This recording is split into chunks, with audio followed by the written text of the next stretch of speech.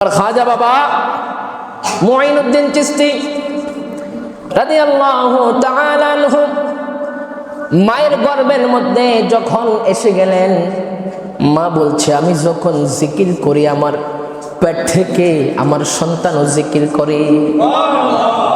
Mother জাদু ওয়ালি, মায়ের গর্ভ থেকে কি ওয়ালি, আমার গাউসে পাক তিনিও মাদার জাদু ওয়ালি, যিনি মায়ের গর্ভ থেকে কোরআনে পাকের তেলাওয়াত করেছেন।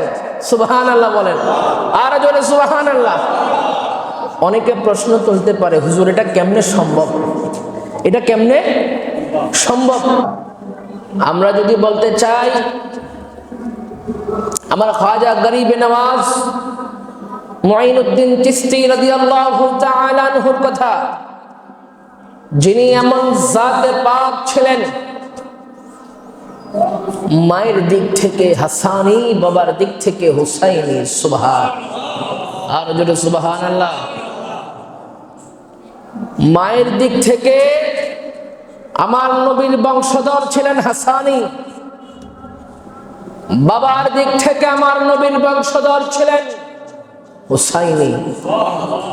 একত্রিত করলে যেটাকে বলা হয় নাজিবুত তারফাইন। সুবহান, আর জোরে সুবহানাল্লাহ। জিনার শরীরে দুই দিক থেকে আমার নবীর রক্ত, দুই দিক থেকে আমার নবীর ব্লাড, দুই দিক থেকে আমার নবীর সাথে কানেকশন। এই দুইটা সমুদ্র যখন একত্রিত হয়, যে জায়গার মধ্যে একত্রিত হয় ওই জায়গাকে আরবিতে বলেন নাজিবুত তারফাইন, মানে দুই দিক থেকে আওলাদ রাসূল। সুবহানাল্লাহ। বাবা যদি ক্রিকেট খেলোয়াড় হয়, সন্তানও ক্রিকেটের প্রতি মনোযোগ থাকে, ঠিক না বেঠিক? বাবা যদি ফুটবল খেলোয়াড় হয়, সন্তানেরও ফুটবল খেলার প্রতি আকর্ষণ থাকে। বাবা যদি আলেমে দ্বীন হয়, সন্তানের ভিতরেও ছোটবেলা থেকে এলমের একটা খুশবু পাওয়া যায়। সুবহানাল্লাহ বলেন। এটাকে আমাদের ইংরেজি ভাষায় বলা হয় জেনেটিক সায়েন্স। কি বলা হয়? Genetic science. অর্থাৎ বাবার যে অভ্যাস ছিল ছেলেরও এমন অভ্যাস, এটাকে জেনেটিক সায়েন্স বলা হয়। আর আরবি ভাষায় যেটাকে বলা হয় পবিত্র নসল, পবিত্র রক্ত। আমার খাজা গরিব নওয়াজ উসমান হারওয়ানি, জিনার পীর মুর্শিদ ছিলেন আমার খাজা বাবার, তিনি বাবার দিক থেকে হুসাইনি, মায়ের দিক থেকে হাসানি, নাজিবুত তারফাইন। পূর্বপুরুষ যেমন ছিল, ওই যে বাংলা ভাষায় আমরা যেটা বুঝি দুনিয়াবি ভাষায় জেনেটিক সায়েন্স, পূর্বপুরুষ ভালো হলে পরবর্তী প্রজন্ম কি হয়? ভালো হয়। তো আমার খাজা বাবার পূর্বপুরুষদেরকে আমরা যদি দেখি, এক একজন জগৎ বিখ্যাত আল্লাহর ওলি। সুবহান, আর জোরে সুবহানাল্লাহ। আর জিনার শরীরের মধ্যে সরাসরি আমার নবীজির রক্ত খুন মুবারক আছে, তিনি তো হবেন খাজা গরিব নওয়াজ। সুবহানাল্লাহ বলবেন না? শুধু তাই নয়, শুনে রাখেন, আমার খাজা বাবার তথ্য আরো নেন। আমার খাজা গরিব নওয়াজ এমন ওলি ছিলেন, এমন কুতুবুল মাশায়েখ ছিলেন, দুনিয়ার মধ্যে আসার পরে ইবাদত বন্দেগী করে আল্লাহর প্রেমে ফানা হয়ে মানুষ আল্লাহর ওলি হয়, ঠিক না বেঠিক? দুনিয়াতে আসার পরে গুনাহ ছেড়ে দিয়ে নেকির সাগরে হাবুডুবু খাওয়ার পরে মানুষ আল্লাহর ওলি হয়, সাধনা করে আল্লাহর ওলি হয়। কিন্তু আমার খাজা গরিব নওয়াজ, বান্দে নওয়াজ, কুতুবুল মাশায়েখ, আমার খাজা বাবা এমন আল্লাহর ওলি, যিনি মায়ের গর্ভ থেকে ওলি। আর জোরে সুবহানাল্লাহ। যেটাকে বলা হয় আরবি ভাষায় মাদার জাত ওলি, মানে মায়ের গর্ভ থেকে কি? সুবহানাল্লাহ বলবেন না? মায়ের গর্ভ থেকে কি ওলি? দুনিয়াতে এসে সাধনা করে ওলি হইতে হয় নাই, যিনাকে আল্লাহ মায়ের গর্ভ থেকে, মায়ের রেহেম থেকে আল্লাহর ওলি বানিয়ে দুনিয়ার মধ্যে প্রেরণ করেছেন। সুবহান। সিয়ারুল আউলিয়া কিতাবের মধ্যে লেখছে আমার খাজা মুঈনুদ্দিন চিশতি রাদিয়াল্লাহু তাআলা আনহু, তিনার আম্মা জান উম্মুল ওয়ারা মাহিনুর রাদিয়াল্লাহু তাআলা আনহা, তিনি যখন আমার খাজা বাবা যখন আম্মা জানের রেহেমের মধ্যে পেটের মধ্যে আসলেন, আসার পরে আমার উম্মুল ওয়ারা মাহিনুর আম্মা জান আমার গরিবে নওয়াজকে পেটে নিয়ে জিকির করে। সুবহানাল্লাহ। জিকির করে আম্মা জান বলছে আমি যখন জিকির করি আমার পেটের থেকেও জিকিরের আওয়াজ আসে। সুবহানাল্লাহ। আরো জোরে সুবহানাল্লাহ। আম্মা জান বলছে কি সুবহানাল্লাহ ওয়ালহামদুলিল্লাহ লা ইলাহা ইল্লাল্লাহ পর সুবহানাল্লাহ ওয়ালহামদুলিল্লাহ লাহু লা ইলাহা ইল্লাল্লাহ মুহাম্মাদুর রাসূলুল্লাহ সবাই সুবহানাল্লাহ ওয়ালহামদুলিল্লাহ লা ইলাহা। আওয়াজ বলেন মারহাবা, আর জোরে মারহাবা। আম্মা জান জিকির করে পেট মোবারক থেকে আমার খাজা বাবাও জিকির করে। সুবহানাল্লাহ। তো তিনি মাদারজাত ওয়ালি, মায়ের গর্ভ থেকে ওয়ালি। আমি আমার খাজা বাবার কেরামত বলার আগে তিনার পরিচয় তুলে ধরতে হবে, ঠিক না বে ঠিক? এখন আপনি বলেন আমি খাজা বাবার আশেকান, আমি খাজা মুঈনুদ্দিন চিশতি রাদিয়াল্লাহু তাআলা আনহুকে মহব্বত করি। এখন জিজ্ঞাসা করলো তিনার ব্যাপারে আপনি কি জানেন? আপনি কিছু জানেন না। তাহলে এরকম আশেক আমরা হব না, আমরা জেনে আশেক হব, মেনে আশেক হবে ইনশাআল্লাহ। জোরে বলেন ইনশাআল্লাহ। এখন তো আমরা বলি অমুকের আশেক, কিন্তু অমুকের ব্যাপারে আমরা কিছু জানি না। আমাদেরকে জানতে হবে, বুঝতে হবে, আমার খাজা বাবার ইতিহাস জানতে হবে। কওমি হক সুন্নি হক, যে ঘরানার মানুষ হক না কেন, যে আকীদার মানুষ হক, সবাই একত্রিত একমত আমার খাজা মুঈনুদ্দিন চিশতি রাদিয়াল্লাহু তাআলা আনহুর হাতে তৎকালীন সময়ে 1 কোটি মানুষ মুসলমান হয়েছে। আর জোরে সুবহানাল্লাহ বলেন। এটা চারটেখানে কোনো কথা নয় যে আমার খাজা বাবা মুঈনুদ্দিন চিশতি দুনিয়ার মধ্যে এসে বর্তমান পীরদের যে অবস্থা, আল্লাহ জাতিকে হেফাজত করো, শুধু টাকা দিয়ে যাও, গরু দিয়ে যাও, মহিষ দিয়ে যাও, এরকম বলি ছিলেন না। যিনি দুনিয়াতে এসেছেন, আসার পরে ইলমে দ্বীন হাসিল করেছেন, করার পরে আমার নবীর রওজায় থার মধ্যে চলে গেলেন, চলে যাওয়ার পরে এখান থেকে অনুমতি নিয়ে হিন্দুস্তানের জমিনের মধ্যে এসে 1 কোটি মানুষকে যিনি ধর্মের দাওয়াত দিয়ে মুসলমান বানিয়েছেন, উনি হলেন খাজা গরিবে নওয়াজ। আর জোরে সুবহানাল্লাহ। আমার খাজা বাবা মুঈনুদ্দিন চিশতি রাদিয়াল্লাহু তাআলা আনহু মায়ের গর্ভের মধ্যে যখন এসে গেলেন, মা বলছে আমি যখন জিকির করি আমার পেট থেকে আমার সন্তানও জিকির করে। মাদারজাত ওয়ালি, মায়ের গর্ভ থেকে কি ওয়ালি। আমার গাউসে পাক তিনিও মাদারজাত ওয়ালি, যিনি মায়ের গর্ভ থেকে কোরআনে পাকের তেলাওয়াত করেছেন। সুবহানাল্লাহ বলেন, আর জোরে সুবহানাল্লাহ। অনেকে প্রশ্ন তুলতে পারে হুজুর এটা কেমনে সম্ভব, এটা কেমনে সম্ভব? প্রশ্ন আছে না নাই? বলো অবাস্তব কথা, অবাস্তব কথা। এখন আমি যদি আপনাকে প্রশ্ন করি, ও ভাই আপনার বাড়ি আপনি বিল্ডিং করেছেন, পিলার ছাড়া ছাদ দ্বারা করাইছেন নি কোনো? আপনি ছাদ দিতে হলে আগে কি করতে হবে? আপনারা আমার কথা বুঝেন নাই। আপনি ফাউন্ডেশন দিয়ে যখন বিল্ডিং করবেন, দেওয়াল করবেন, আগে আপনাকে কি করতে হবে? ফিলার করতে হবে। কারণ ফিলার ছাড়া ছাদ দিলে ছাদ থাকবো নি, কারণ শূন্যের মধ্যে ছাদ থাকবে না। আপনাকে ফাউন্ডেশন করতে হবে। এটা আপনার দুনিয়াবি মেসাল, দুনিয়ার নীতি। আমি যদি আপনাকে প্রশ্ন করি, আপনি আমাকে বললেন যে খাজা বাবা পেট থেকে কিভাবে জিকির করে, মাদারজাত ওয়ালি কেমনে হয়? আমি আপনার প্রশ্ন করলাম, ও ভাই আপনি আপনার বিল্ডিং তো পিলার ছাড়া দাঁড়া করাইতে পারেন না, আমার আল্লাহ যে আল্লাহ গোটা আসমানকে কোনো পিলার ছাড়া দাঁড়া করিয়ে রেখেছেন তিনি কে? আল্লাহ যদি ওইটা পারে, মায়ের গর্ভ থেকে মঈনুদ্দিন চিশতি জিকির করবে, এই ক্ষমতা দিতে পারে না? জোরে বলেন না, পারে না? আমরা তো বলি কোনো ক্ষমতা নিজ থেকে নয়, আল্লাহ প্রদত্ত, আল্লাহ দিয়েছেন, আল্লাহ দান করেছেন। আল্লাহ দান করার পরে ওই ক্ষমতায় ক্ষমতাশালী হয়েছেন, সুবহানাল্লাহ। তাহলে আমার খাজা বাবা যিনি মাদারজাত ওয়ালি করেছেন কে? হুজুর বলেন না, করেছেন কে?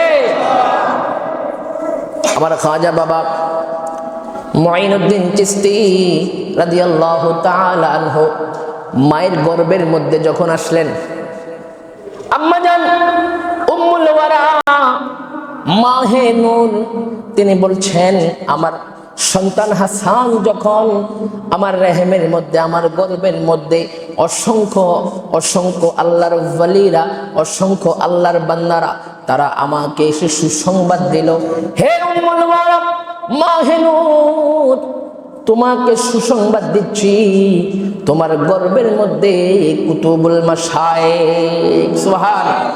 হে উম্মুল ওয়ারা মাহে নূর, তোমাকে সুসংবাদ দিলাম, তোমার গর্ভের মধ্যে কে? কুতুবুল মাশায়েখ, যিনি বাদশার বাদশাহ, সুলতানেরও সুলতান। তোমার গর্ভের মধ্যে, তোমার রেহেমের মধ্যে কুতুবুল মাশায়েখ রয়েছে। তিনার নাম রাখা হয়েছে দুনিয়াতে আসার পরে হাসান সঞ্জিরি। তিনি ইরানের সঞ্জর শহরের মধ্যে থাকতেন। কোন কোন জায়গার মধ্যে আছে তিনি যে জায়গার মধ্যে থাকতেন ওই জায়গার নাম সিস্তান, এজন্য চিশতি বলা হয়। জায়গার নিসবতে কোন কোন জায়গার মধ্যে এসেছে সঞ্জর শহরের মধ্যে থাকতেন, এই জন্য বলা হয় হাসান সঞ্জেরি, সুবহানাল্লাহ বলেন। দুনিয়াতে এসে গেলেন আমার খাজা বাবা। আসার পরে লম্বা ইতিহাস, আসার পরে আব্বা জান ইন্তেকাল করে ফেললেন আমার খাজা গরিবে নওয়াজের। তিনার বয়স যখন 15 বছর, তিনার আব্বা জান দুনিয়া থেকে বিদায় নিলেন। একটা জিনিস সবসময় লক্ষ্য রাখবেন, আল্লাহর যতগুলা বুজুর্গ বান্দা আছে, ওয়ালি আছে, আম্বিয়া আছে, অধিকাংশ ইতিহাস ঘাটলে পাবেন তারা যখন উপযুক্ত হয়ে যায় তখন তাদের থেকে মা এবং বাবাকে কি করে আলাদা করে ফেলে আল্লাহ। এটা একটা ইমানি পরীক্ষা। এটা কি পরীক্ষা? ইমানি পরীক্ষা। আমাদের অনেক সময় আছে না, কম বয়সে বাবা মারা যায়, কম বয়সে সন্তান মারা যায়, কম বয়সে ভাই মারা যায়, আমরা মন খারাপ করে ফেলি। আপনাকে বুঝতে হবে এটা দুনিয়ার কোনো নীতি নয়, এটা আল্লাহর ইচ্ছা। আল্লাহ আপনার থেকে ইমানি পরীক্ষা নিচ্ছে। কোরআনে পাকের মধ্যে আল্লাহ বলেছেন, আল্লাহ আপনাদেরকে কখনো কখনো ব্যবসা বাণিজ্যের মধ্যে কি করবে? লস দিয়ে দিবে, ইমানি পরীক্ষা।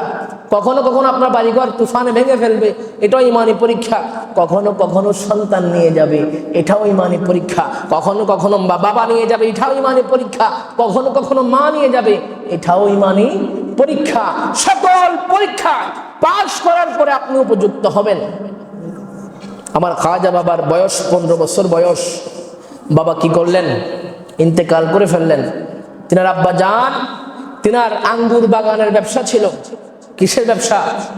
আঙ্গুর বাগান। ওই বাগানের ব্যবসা ছিল। খাজা বাবা তিনি চিন্তা করতে লাগলেন, আব্বা জান পর্দা করেছে, ইন্তেকাল করেছে, এখন এই আঙ্গুর বাগান পরিচালনা করে সংসার কি করবে? চালাতে হবে, রিজিকের সন্ধান করতে হবে। এই চিন্তা করে আমার খাজা গরিবে নওয়াজ খাজা মঈনুদ্দিন চিশতি রাদিয়াল্লাহু তাআলা আনহু আঙ্গুর বাগানের মধ্যে প্রবেশ করলেন। বাবার ব্যবসা বাণিজ্য করে সংসার পরিচালনা করবে। যাওয়ার পরে দেখে তিনি যাওয়ার আগে আগে কে যেন আঙ্গুর বাগানকে সুন্দরভাবে পরিষ্কার করে ফেলেছে। তিনি যাওয়ার আগে আগে দেখতেছে কে যেন আঙ্গুর বাগান কি করলো? পরিষ্কার করে ফেললো। আরেকদিন গেলেন, যাওয়ার পরে দেখতেছে তিনি পানি দিবে, কে জানি আগে আগে পানি দিয়ে ফেলছে। সুবহানাল্লাহ। আঙ্গুর ফল যখন নামানোর সময় হয়েছে, গাছ থেকে নেওয়ার সময় হয়েছে, ওই সময় আমার খাজা বাবা বাগানে প্রবেশ করলেন। প্রবেশ করার পরে দেখতে পাচ্ছে তিনি আঙ্গুর ফলগুলা নিবেন, নেওয়ার আগে আগে কারা যেন আঙ্গুর ফলগুলা পেরে সুন্দর জায়গা যেখানে সংরক্ষণ করা যায় ওই জায়গার মধ্যে আঙ্গুর ফলগুলা কে যেন সাজিয়ে রেখেছে। সুবহান। খাজা বাবা ডাক দিয়ে বললেন, এই কারা তোমরা যারা আমি আসার আগে আগে বাগানের খেদমত করছো? গায়েব থেকে আওয়াজ আসলো, আমরা এমন বান্দা যাদেরকে রিজালুল গায়েব বলা হয়, আমাদেরকে দেখা যায় না এমন আল্লাহর ওলি আমরা। আল্লাহ পাঠিয়েছে আপনি খাজা মাইনুদ্দিন চিশতি রাদিয়াল্লাহু তাআলা আনহুর খেদমত করার জন্য। সুবহান। পাঠিয়েছেন কে? কে পাঠিয়েছে? বলে আল্লাহ আমাদেরকে পাঠিয়েছে। আমরা রিজালুল গায়েব, এমন আল্লাহর ওলি যাদেরকে দেখা যায় না, আল্লাহ থেকে হুকুম, আল্লাহ পাঠিয়েছে আপনার খেদমত করার জন্য, কারণ আপনি কুতুবুল মাশায়েখ। সুবহানাল্লাহ। আমার খাজা বাবা একদিন বাগানের মধ্যে অবস্থান করছেন, বাগানের পাশ দিয়ে একজন পাগল যায়, পাগল যার মাথার মধ্যে চুল কোঁকড়ানো, জামা কাপড় ছেঁড়া, কথাবার্তার ঠিক নাই, খাবারের ঠিক নাই, চেহারার ঠিক নাই, কোনো কিছু ঠিক নাই, এক কথাই পাগল। পাগল আছে না আমাদের দেশে, দেখবেন রাস্তা কিনারে হাঁটে, কি খায় আপনি বলতে পারবেন না, ও যেটা খায় সেটা আপনার দ্বারা খাওয়া সম্ভব না, ও যেটা বলে আপনি সেটা বলতে পারবেন না, ও যেটা করে আপনি সেটা করতে পারবেন না, কারণ আপনি স্বাভাবিক, সে অস্বাভাবিক, আপনি সেটা করতে পারবেন না। এরকম এক পাগল আমার খাজা বাবা আঙ্গুর বাগানের মধ্যে তিনি কাজ করছে, পাগল হেঁটে যায়। খাজা বাবা দেখতে পাচ্ছে একটা পাগল হেঁটে যাচ্ছে, যাইতে যাইতে গরম, প্রচন্ড গরম ছিল, গরমের মধ্যে পাগলের জামা কাপড় একবারে ঘামে ভিজে গেছে। খাজা বাবা ডাক দিছে, পাগলের দিকে আসো। আসার পরে বলতেছে, তোমার তো ঘামে পুরা জামা কাপড় কি হয়ে গেছে, নষ্ট হয়ে গেছে, ভিজে গেছে। খাজা বাবা আঙ্গুরের জুস বানাইয়া ওই পাগলের দিছে, যে পাগল বাবা আপনি খান, এই রসটা কি করেন, খান, আপনার তৃপ্তি হবে, শরীরের মধ্যে শক্তি আসবে, খান। পাগল কি করলেন, আঙ্গুলের রস, আঙ্গুলের জুস খেয়ে ফেললেন। দিলেন কে? খাজা বাবা দিলেন, ওই পাগল খেয়ে ফেললেন।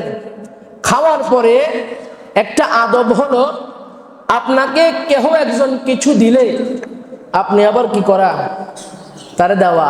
শুধু খানেওয়ালা আমাদের কাজ নয়, দেনওয়ালাও হতে হবে, ঠিক না বেঠে? শুধু খাইলেই হবে না, আমাদেরকে কি করতে হবে, দিতেও হবে। আমাকে কেউ একজন পছন্দ করে একটা আতর হাদিয়া দিলেন, আমার উচিত তিনাকে কি করা, আরেকটা আতর হাদিয়া দেওয়া। একজন কেহ আমাকে মহাব্বত করে একবার সালাম দিলেন, আমার উচিত আমি আরেকবার দেখার আগে আগে তিনাকে সালাম দিয়ে দেওয়া। এটার নাম মহাব্বত, এটার নাম ভালোবাসা। তো আমার খাজা বাবা যখন ওই পাগলরে কি করলেন, আঙ্গুরের শরবত খাওয়াইলেন, পাগল ব্যাগের মধ্যে আবার কি করতেছে, এভাবে হাতাইতেছে, কি দেওয়া যায়, কিছু নাই, পাগলের ব্যাগের মধ্যে কিছু নাই। কিন্তু পাগল গালের মধ্যে একটা রুটি চাবাইতেছিল, আস্তে আস্তে আস্তে আস্তে, ওই রুটিটা এখনো কোথায় আছে, গালের মধ্যে আছে, বাইর করে ফেললেন। এই হাসান সামনেরি, ধরো ধরো, এই রুটিটা আমি তোমাকে দিলাম, এই রুটিটা তুমি খেয়ে ফেলো। সুবহানাল্লাহ। বলে রুটিটা খেয়ে ফেলো। খাওয়ার পরে দেখবো অদ্ভুত একটা পরিবর্তন তোমার ভিতরে চলে আসছে। সুবহানাল্লাহ বলেন না। আমার খাজা বাবার বয়স মাত্র কত বছর? 15 বছর। বাবার ব্যবসা পরিচালনা করে। রুটিটা খাওয়ার পরে আমার গরিবে নওয়াজের এমন একটা পরিবর্তন আসলো, তিনি চিন্তা করতে লাগলো, হায়রে আমি হাসান সানজেরি, আমাকে তো এই কাজের জন্য দুনিয়াতে পাঠানো হয় নাই। আমার নানা জান ইমামে পাক, ইমামে কারবালা, ইমাম হুসাইন রাদিয়াল্লাহু তাআলা আনহু, তিনিও দ্বীনের খেদমত করেছেন, আমাকেও দ্বীনের খেদমত করতে হবে। সুবহানাল্লাহ।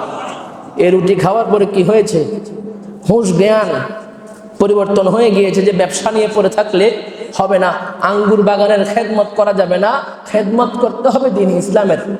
সুবহানাল্লাহ বলেন, আরো জোরে সুবহানাল্লাহ। আমার গরিবে নওয়াজ, গরিবে নওয়াজ কেন বলা হয়? তিনি গরিবদের প্রতি মুহসিন ছিলেন, ভালোবাসা দেখাইতেন। আমার খাজা বাবা যখন মায়ের কোলে দুধ পান করতেন। অন্য বাচ্চারা যখন আসতেন, যে বাচ্চারা দুধ পান করে না, আমার খাজা বাবার আম্মা জান উম্মুল ওয়ারা মাহেনু আম্মা জান যখন ওই বাচ্চাকে ধরতেন, ওই বাচ্চা দুধ পান করতেন। যে বাচ্চারা দুধ পান করতো না, আম্মা জান কাছে যখন নিয়ে আসতেন, আমার খাজা বাবা ছোট বাচ্চা আম্মাকে ইশারা দিতেন বাচ্চাকে ধরার জন্য। সুবহানাল্লাহ বলবেন না? শুধু তাই নয়, তিনাকে গরিবে নওয়াজ লকব কেন দেওয়া হয়েছে? ঈদের দিন নামাজ পড়ার জন্য ঈদগাহে যায় নতুন জামা পোশাক পরে, দেখতেছে রাস্তার কিনারে ছোট এক বাচ্চা কান্নাকাটি করে, জামা কাপড় নাই। কিরে বাবা কান্দো কেন? বলে আমার মাও নাই, বাবাও নাই, আমি গরিব, আমি এতিম, আমাকে ঈদের দিন নতুন পোশাক দেওয়ার মতো কেহ নাই। আমার গরিবে নওয়াজ নিজের জামা খুলে, নিজের পোশাক খুলে ওই বাচ্চাকে দিয়ে দিলেন। বলল তুমি নামাজ পড়ো এই নতুন পোশাক পরে, আমি আমার পুরাতন পোশাক পরে নামাজ পড়বো। সুবহান, আর জোরে সুবহানাল্লাহ। তিনি তো গরিবে নওয়াজ, যিনি গরিবদের জন্য মোহসেন। আমরা তো গরিবের দরদি, আছে না নাই? গরিবের দরদি, কিন্তু ঘরের মধ্যে সালের বস্তার অভাব নাই। নিজের না জনগণের? আপনারা কি রাগ করছেন? আমরা নাম দেই গরিবের দরদি, গরিবের বন্ধু, অসহায়দের সহায়, কিন্তু দেখা যায় ঘরের মধ্যে পাবলিকের তেলের কন্টিন স্টক আছে না নাই? বলেন না, আছে না নাই? আমি মনে হয় মিথ্যা বললাম। মিথ্যা? আপনারা কি নিউজ দেখেন নাই? কি নিউজ দেখেন নাই? খাটের নিচে তেলের কন্টিন, গুদাম ঘরের মধ্যে চাউলের বস্তার অভাব নাই। সম্পদ গরিবের, সম্পদ কার? নামের আগে গরিবের বন্ধু লাগায়, কিন্তু গরিবের সম্পদ আত্মসাৎ করে ফেলে। এটা হলো বাংলাদেশের, বিশ্বের, দুনিয়ার গরিবের বন্ধুদের অবস্থা। কিন্তু আমার খাজা বাবা এমন গরিবে নওয়াজ ছিলেন, নিজের জামা খুলে নতুন পোশাক দিয়ে দিলেন কার কাছে? এতিমদের মাঝে বিলিয়ে দিলেন। সুবহানাল্লাহ। ওই জায়গা থেকে, ওইখান থেকে নাম লকব পড়ে গেল গরিবে নওয়াজ। সুবহানাল্লাহ বলেন। তো আমার খাজা বাবা সিদ্ধান্ত নিলেন, আঙ্গুর বাগানের খেদমত করলে চলবে না, আমাকে দ্বীন ইসলামের খেদমত করতে হবে। এই চিন্তা করে মায়ের কাছে গেলেন, উম্মুল ওয়ারা মাহিনুর, তিনার কাছে গিয়ে বলছেন আম্মা জান, আমাকে আঙ্গুর বাগানের খেদমত করলে চলবে না, আমি হাসান সানজিরিকে দুনিয়ার জমিনে পাঠানো হয়েছে দ্বীন ইসলামের খেদমত করার জন্য। সুবহানাল্লাহ, আর জোরে সুবহানাল্লাহ। আম্মা জান বললেন এখন কি করতে চাও? বলে আম্মা আমি চাচ্ছি, আমি ওই যে দূর দেশ বুখারার মধ্যে গিয়ে আমি তথ্য নিয়েছি, উসামউদ্দিন বুখারী রাদিয়াল্লাহু তাআলা আনহু, তেনার একটা মাদ্রাসা আছে, মাদ্রাসায়ে ওয়াসামিয়া, ওই মাদ্রাসার মধ্যে আমি পড়াশোনা করতে চাই। বলে তো আঙ্গুর বাগান? বলে আঙ্গুর বাগান বিক্রি করে ফেলবো। মা বলল ঠিক আছে, তোমার যেটা ভালো মনে করো তুমি করো। আমার গরিবে নওয়াজ আঙ্গুর বাগান বিক্রি করলেন। দেখেন গরিবে নওয়াজ কেমন গরিবে নওয়াজ। আঙ্গুর বাগান বিক্রি করার পর ওই বুখারার মধ্যে গিয়ে পড়াশোনা করার জন্য যতটুকু সম্পদ লাগবে ওই সম্পদটা রাখলেন, ওই অতটুকু অর্থ রাখলেন। রাখার পরে বাকি যে সম্পদ আছে, বাকি যে টাকা কড়ি আছে, এগুলা এলাকার গরিব অসহায় মিসকিন যারা আছে তাদের মাঝে সমস্ত সম্পদ বিলিয়ে দিলে। আর জোরে সুবহানাল্লাহ। গরিবে নওয়াজ এমনি এমনি হয় না, তাল চুরি করে চাল চুরি করে গরিবে নওয়াজ হওয়া যায় না। মুহসিন হতে হলে নিজের টুকু অন্যের মাঝে বিলিয়ে দিতে হবে। এটার নাম হলো গরিবের বন্ধু। গরিবের সম্পদ মেরে গরিবের বন্ধু হওয়া যায় না। আমার খাজা বাবা সকল সম্পদ যতটুকু রাখা দরকার রেখে কি করলেন? বিলিয়ে দিলেন, নিয়ে রওনা হয়ে গেলেন। কোথায়? বুখারের মধ্যে, বুখার শহরের মধ্যে উসামউদ্দিন বুখারী রাদিয়াল্লাহু তাআলা আনহুর মাদ্রাসার মধ্যে তিনি পড়ালেখা করার জন্য যাবেন। সঞ্জর শহর থেকে বুখারার মধ্যে যাইতে সময় লাগে 1 মাস। কয় মাস? 1 মাস। এখন 1 মাস যাতায়াত করার জন্য খাবারের প্রয়োজন আছে, টাকা কড়ির প্রয়োজন আছে, তারপরে পানির প্রয়োজন আছে না নাই? পানির একটা মশাক নিলেন, মশাক, শুকনো খাবার নিলেন, টাকা কড়ি নিয়ে রওনা হয়ে গেলেন। পথের মধ্যে আমার খাজা বাবা খাজা মুঈনুদ্দিন চিশতি রাদিয়াল্লাহু তাআলা আনহু দুইজন গরিব মানুষের সাথে সাক্ষাৎ হয়ে গেল। যারা খিদার তাড়নায় কাতরাচ্ছে, পানির পিপাসায় কাতরাচ্ছে, যাদের কাছে পানিও নাই, খাবারও নাই, অর্থও নাই, ডাক দিল, কি ব্যাপার, কি সমস্যা?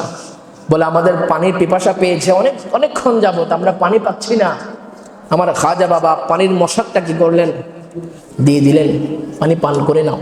সুবহানাল্লাহ বলেন, আরো জোরে সুবহানাল্লাহ। বলে হুজুর আপনি তো পানি খাওয়াইলেন, এখন খিদাও তো লাগছে, কি করব? বলে ধরো খাবারও আছে, এগুলোও নাও, খেয়ে ফেলো। খেয়ে ফেললেন, অর্থ যা আছে সেগুলোও দিয়ে দিলেন, ধরো ভবিষ্যতে যেন কষ্ট না হয়।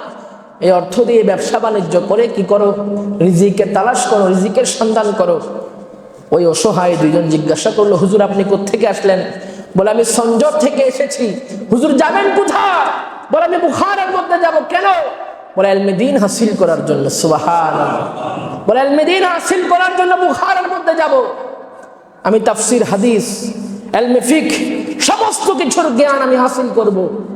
তো বললো হুজুর আমাদেরকে যে দিয়ে দিলেন আপনি কি করবেন? আপনি কিভাবে যাবেন? আপনি কিভাবে খাবেন? 1 মাসের রাস্তা, 1 মাসের সফর, আপনি কিভাবে যাবেন? বলে সেটার চিন্তা যদি আমি মুঈনুদ্দিন করতাম তাহলে তোমাকে পানির মশাক আমি দিতাম না। সুবহানাল্লাহ বলেন না। কেমন গরিবের আওয়াজ, গরিবের বন্ধু। বলে নিয়ে যান, সমস্যা নাই, আমার খাবারের ব্যবস্থা, পানির ব্যবস্থা করবেন কে? যারা বলেন না করবেন কে? বলে নিয়ে যান। ওই 2 লোক ডাক দিয়ে বলে হুজুর শোনেন, আসলে আমরা মানুষ হিসাবে বাটপার, আমরা ছিনতাইকারী, আছে না নাই? রাস্তার মধ্যে আছে না নাই? বলে হুজুর গাড়ি ভাড়া রাইখা সব দিয়ে যান, আছে না নাই? ধরে না আমাদের আলেমদেরকে। আমার এক বন্ধু মানুষ চট্টগ্রামের, আমি ওনার জবান থেকে শুনেছি, উনি সিলেট থেকে মাহফিল করে আসার পথে ওনারা ডাকাইতে ধরছে, ডাকাইতে ছিনতাইকারী ধরার পরে বলতেছে হুজুর কোত্থেকে আসলেন? বলে সিলেট থেকে। যাবেন কই? বলে চট্টগ্রাম। বলে দাঁড়ান, টাকা কত আছে? বলে এত টাকা আছে। গাড়ি ভাড়াটা হিসাব করে রাখেন। রাখছে। বলে বাকিগুলো আমাদেরকে দিয়ে দেন আল্লাহর রাস্তায়। নাউজুবিল্লাহ বলবেন না? এরকম ছিনতাইকারী আছে না নাই?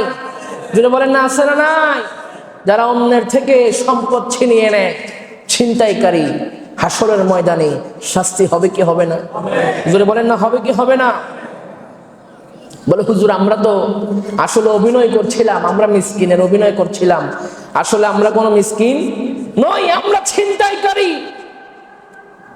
হুজুর আমাদের অন্তরের মধ্যে হেদায়েতের নূর জ্বলে উঠেছে, আমরা আপনার এই সম্পদ নিতে পারবো না হুজুর, আপনি এগুলা নিয়ে যান। আপনি ইলমে দ্বীন হাসিল করার জন্য আপনি বুখারার মধ্যে যাবেন, সঞ্জয় শহর থেকে। হুজুর অনেক দূরের রাস্তা, প্রায় 1 মাস আপনাকে সফর করতে হবে, আপনার কষ্ট হয়ে যাবে, আপনি এগুলো নিয়ে যান। আমার খাজা মঈনুদ্দিন চিশতি রাদিয়াল্লাহু তাআলা আনহু তিনি বলছে, যেটা একবার দান করা হয় সেটা নেওয়া কোনো জায়েজ নাই। যেটা আপনি আল্লাহর রাস্তায় দান করে দিলেন, এটা আপনি দান করলেন, সেটা আবার ফেরত নেওয়া জায়েজ নাই। তবে হ্যাঁ, এখানে একটা মাসালা আছে। বাবা যদি সন্তান রে দেয়, বাবা যদি কারে দেয়? সন্তান রে। সন্তানকে কোনো কিছু দান করে সেটা আবার কি করতে পারবে? নিতে পারবে। কিন্তু অপর ব্যক্তিকে আপনি দান করলে সেটা নেওয়া কি নাই? জায়েজ নাই। বললো হুজুর আপনি নিয়ে যান। বলে যে না, আমার আর এটা নেওয়ার কোনো কি নাই, হুকুমত নাই, তোমরা নিয়ে যাও। ওই 2 ডাকাত আমার গরিবে নওয়াজের কাছে তওবা করে তাদের এই পথ তারা ছেড়ে দিলেন। সুবহান। শুরু হয়ে গেলেন দিনের খেদমত। এখান থেকে দিনের খেদমত শুরু হয়ে গেলেন। আমার খাজা গরিবে নওয়াজ রওনা হয়ে গেলেন। রওনা হতে হতে হতে হতে চলে গেলেন বুখারার মধ্যে উসামউদ্দিন বুখারী মাদ্রাসায়। যাওয়ার পরে বলছে হুজুর আমি ইলমে হাদিসের শিক্ষা অর্জন করার জন্য আমি এসেছি। কোত্থেকে এসেছো? বলে সঞ্জর থেকে, সঞ্জর শহর থেকে। বলে ওরে বাবা, 1 মাসের রাস্তা অতিক্রম করে তুমি এত দূর এসেছো ইলমে দ্বীনের শিক্ষা হাসিল করার জন্য।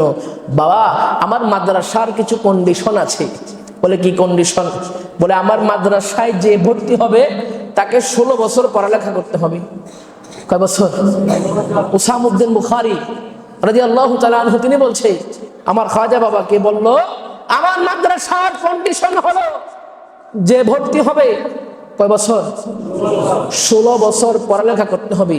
কারণ আল্লাহ তাআলা আমি উসামউদ্দিন বুখারীকে 16টা বিষয়ের উপরে ইলম দান করেছেন। সুবহানাল্লাহ। বলে আমার মাদ্রাসায় কয় বছর পড়ালেখা করতে হবে?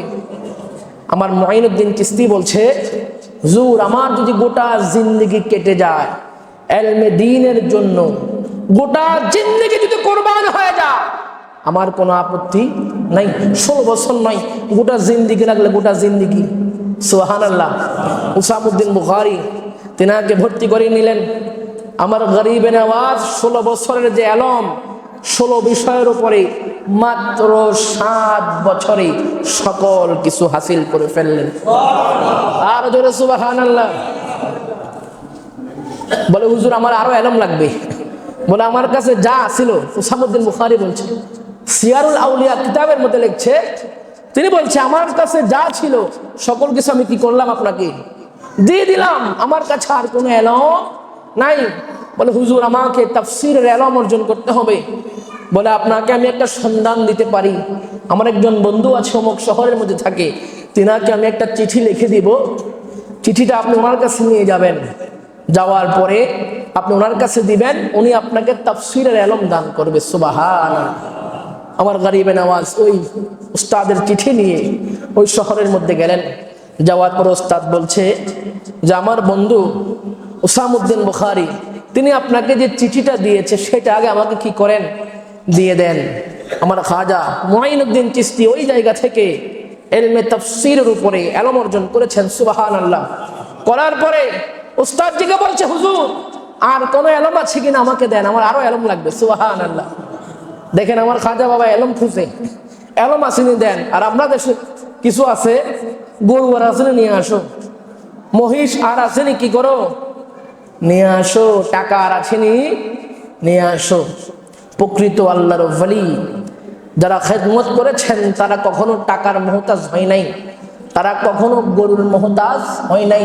আপনি দেখবেন যে দরবারে গরু খুঁজে ওটার মধ্যে গরু যায় না, আর যেটার মধ্যে গরু চায় না ওটার মধ্যে বেশি গরু যায়। কারণ আপনি যে জিনিসের মুহতাজ হয়ে যাবেন, দুনিয়ার কোনো কিছুর মুহতাজ আপনি হয়ে গেলে ওই জিনিস আপনার থেকে কেড়ে নিবে কে? কে নিবে? কারণ আপনি আল্লাহর উপর ভরসা না করে আপনি দুনিয়ার জিনিসের মুহতাজ হয়েছেন। তো আমার গরিবে নওয়াজ বলছে হুজুর আমার আরো ইলম লাগবে।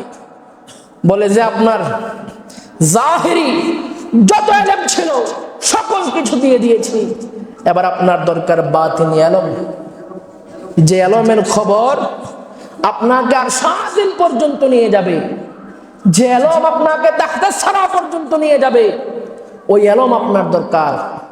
বলে কোথায় যাব? বলে আপনি অমুক শহর হারওয়ান, শহরের নাম হারওয়ান, ওই শহরের মধ্যে চলে যান। ওইখানে একজন আল্লাহর ওলি আছে যিনার নাম খাজা উসমান হারওয়ানি। আওয়াজে বলেন না সুবহান। আমার খাজা বাবা সফর করতে করতে ওই হারওয়ান গ্রামের মধ্যে শহরের মধ্যে চলে গেলেন। যাওয়ার পরে পাহাড়ি পথ, পাহাড় পাড়ি দিয়ে দিয়ে দিয়ে দিয়ে গেলেন। যাওয়ার পরে মানুষকে জিজ্ঞাসা করলেন খাজা উসমান হারওয়ানি তিনার সন্ধান চাই, কোথায় পাবো? বলে যে ওই যে পাহাড়ের চূড়া দেখা যায়, ওই পাহাড়ের মধ্যে গেলে আপনি তিনার সন্ধান পাবেন। সুবহানাল্লাহ। আমার খাজা বাবা গেলেন, যাওয়ার পরে নিচ থেকে দেখছে খাজা উসমান হারওয়ানি নামাজ পড়ছে, দুই দিক থেকে দুইটা বিশাল বড় ভাগ তিনাকে পাহারা দিচ্ছে। সুবহান। আর জোরে সুবহান। এখন বলবেন হুজুর এটাও তো মানি না, আছে না নাই? এটা কেমনে সম্ভব? মানুষ নামাজ পড়ে, ভাগ পাহারা দেয়, ভাগের কর্ম তো পাহারা দেওয়া না। ভাগ মানুষ পাইলে কি করে? আপনারা আমার কথা বুঝেননি ভাই?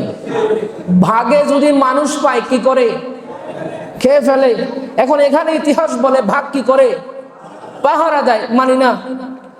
বলে মিথ্যা বানোয়াট কথা, এই কথা মানি না। আগে যদি এই কথাটা বলতো মানুষ আসলে চিন্তা করতো আসলে এটা সম্ভব কেমনে। এখন চিন্তা করতে হয় না, কারণ এখন প্রযুক্তি আমাদেরকে এরকম এক জিনিস ধরিয়ে দিয়েছে, এটার মধ্যে সকল কিছু আছে না নাই? আপনি সার্চ করেন, বিভিন্ন চিড়িয়াখানার দৃশ্য দেখেন, যেখানে ভাগ খাঁচার মধ্যে থাকে, ওই জায়গার মধ্যে কত ধরনের সতর্কতা আছে না নাই? অনেক দূরত্ব থেকে মানুষ দেখতে হয়, কিন্তু আমরা অনলাইনের মধ্যে দেখি যে যিনি খাবার দেয় অথবা যিনি ভাগকে পরিচালনা করে তিনি ভাগের কাছে যায়, ভাগকে ধরে, ভাগকে গোসল করায়, ভাগ কিছু করে নাকি? করে। তাহলে এটা কেমনে সম্ভব? আজ থেকে 20 বছর আগে যদি বলতেন যে ভাগ কেমনে মানুষের পাহারা দেয়, মানুষ চিন্তিত হইতো। আসলে তো কথা সত্য, ভাগ কেমনে মানুষের পাহারা দেয়। বর্তমান যুগে এরকম বাটপারি কথাবার্তা চলবে না, কারণ ইন্টারনেটের মধ্যে আপনি দেখতে পাবেন ভাগ দাঁড়িয়ে আছে, মানুষও দাঁড়িয়ে আছে। ভাগকে কি করেছে? পোষ মানাইছে না, ভাগ কিছু করতেছে না। তো আমার নবী তো হাদিসে পাকের মধ্যে বলেছেন, যারা আল্লাহর প্রেমে, নবীর প্রেমে ফানা হয়ে যাবে, কুল কায়নাত তাদের খেদমতে লেগে যাবে। আর জোরে সুবহানাল্লাহ। আমার খাজা বাবা দেখছে, খাজা উসমান হারওয়ানি নামাজ পড়ে, দুই দিক থেকে দুই ভাগ পাহারা দিচ্ছে। খাজা গরিবে নামাজ তাকিয়ে আছে, খাজা উসমান হারওয়ানি নামাজ শেষ করে আমার খাজা বাবাকে ইশারা দিলেন। আমার খাজা গরিবে নামাজ অগ্রসর হলেন, সামনের দিকে গেলেন। যাওয়ার পর উসমান হারওয়ানি আমার খাজা মুঈনুদ্দিন চিশতি রাদিয়াল্লাহু তাআলা আনহুর হাতের মধ্যে ধরে তিনাকে বায়াত করিয়ে ফেললেন। সুবহানাল্লাহ। সংক্ষেপে 1 মিনিটে বলে শেষ করে দিচ্ছি। বায়াত করানোর পরে প্রথম সবক দিলেন, বাবা হাসান সঞ্জিরি, তোমার প্রথম দিনের সবক এই পৃষ্ঠা পড়ে নিয়ে আসো। প্রথম দিন সবক পড়লেন, ওস্তাদজি আসলেন, আবার সবক মুখস্থ হয়েছে নি? বলে হ্যাঁ হুজুর হয়েছে। বলে দেখি তোমাকে একটু পরীক্ষা করে উপরের দিকে তাকিয়ে দেখো তো কি দেখা যায়। আমার খাজা মুঈনুদ্দিন চিশতি রাদিয়াল্লাহু তাআলা আনহু উপরের দিকে তাকিয়ে বলছে, হুজুর ওয়াল্লাহ, আল্লাহর কসম করে বলছি, আমি 7 আসমান ভেদ করে, সিদরাতুল মুনতাহা ভেদ করে আল্লাহর আরশ পর্যন্ত আমি মুঈনুদ্দিন দেখতে পাচ্ছি। আর জোরে সুবহানাল্লাহ। বলে হ্যাঁ ঠিক আছে, প্রথম দিনের সবক কি আছে, ঠিক আছে, পড়া আদায় হয়ে গিয়েছে। দ্বিতীয় দিন বললেন, দ্বিতীয় পৃষ্ঠা নাও, পড়া। দ্বিতীয় দিন ওস্তাদজি আবার আসলেন, বাবা হাসান সঞ্জিরি, কতটুকু পড়া আদায় হয়েছে? বলে হুজুর পড়া আদায় করে ফেলেছি। কি আদায় করেছো? নিচের দিকে তাকিয়ে দেখো। বলে হুজুর আমি নিচে তাকিয়ে দেখলাম জমিন ভেদ করে তাহতা সারা পর্যন্ত আমি খাজা মুঈনুদ্দিন দেখতে পাচ্ছি। 3 নাম্বার দিন আবার সবক দিলেন, ধরো। তৃতীয় দিনের সবক পড়া, আবার ওস্তাদজি আসলেন, পড়া ইয়াদ হয়েছে নি, মুখস্থ হয়েছে নি? বলে হ্যাঁ হয়েছে হুজুর। বলে আমার 2 আঙ্গুলের মাঝখানে কি দেখা যায়? বলে ওস্তাদজি হুজুর আমি আল্লাহর 18,000 মখলুকাত আপনার আঙ্গুলের ভিতরে দেখতে পাচ্ছি। এটার নাম বাতিনি আলম। কিসের আলম? বাতিনি আলম। অনেকের এগুলা জ্ঞানে ধরবে না, আকলে ধরবে না। অনেকের আকলে কি করবে না, ধরবে না। আমি আপনাদেরকে একটা উদাহরণ দিই, দিয়ে শেষ করে দিচ্ছি। আপনার চোখ আছে না নাই? আছে। চোখ দিয়ে আপনি দূরের জিনিস দেখেন কি দেখেন না? আমি এখান থেকে পাখাটাকে দেখছি, চোখ দিয়ে বন্ধ করে দেখতে পারবো? তার মানে বোঝা যায় চোখের মধ্যে পাখার মধ্যে কোন একটা কিছু কানেকশন আছে না নাই? কোন একটা কিছু আছে তো মাঝখানে, ঠিক না? আপনি এখান থেকে একটা ট্যাপ দিয়ে পানি এখানে আনবেন, কিসের মাধ্যমে? এই জন্য বলেন না, পাইপ না থাকলে পানি আসবে? চোখ দিয়ে যেহেতু আপনি দেখছেন মাঝখানে কিছু একটা, সেটা কি? হ্যাঁ কি? চোখের মনি কি ফাঙ্কার মধ্যে গেছে নাকি? কোথায় আছে? পাওয়ার একটা আছে না, দৃষ্টি শক্তি, যেটাকে দেখা যায়। বাতিনি আলমটাও ঠিক তেমন, আপনি দেখতে পারবেন না, অনুভব করতে পারবেন। এখন কেউ যদি বলে এরকম বলতে কিছু নাই, তাহলে আপনার পড়াশোনার অভাব আছে, পড়ালেখার অভাব আছে। আপনি ভালো করে পড়াশোনা করেন, তাহলে আপনার আকলের মধ্যে কি করবে? জ্ঞান ঢুকবে, আকলের মধ্যে ধরবে। আল্লাহ তাআলা আমাদের সকলকে খাজা মুঈনুদ্দিন চিশতি রাদিয়াল্লাহু তাআলা আনহুকে মহব্বত করার তৌফিক দান করুক। এবং আলতু ফালতু কথা বলে, ইতিহাস বলে আমরা আমাদের খাজা মুঈনুদ্দিন চিশতি রাদিয়াল্লাহু তাআলা আনহু নাম আজমির শরীফকে আমরা বিকৃত করব না। আমাদের ভিতরে প্রকৃত কথাবার্তা নাই। আমরা এলোমেলো ইতিহাস বলতে যাই, অবাস্তব ইতিহাস বলতে যাই, যে ইতিহাসের সাথে কোরআন এবং হাদিস কিতাবের কোনো সম্পর্ক নাই, ওইরকম ইতিহাস বলতে গিয়ে আমরা বিকৃত করছি। আল্লাহ তাআলা এগুলো থেকে আমাদেরকে হেফাজত করুক, আমিন বলেন। ওয়া আখিরু দাওয়ানা আলহামদুলিল্লাহি রাব্বিল আলামিন, ওয়াসসালামু আলাইকুম।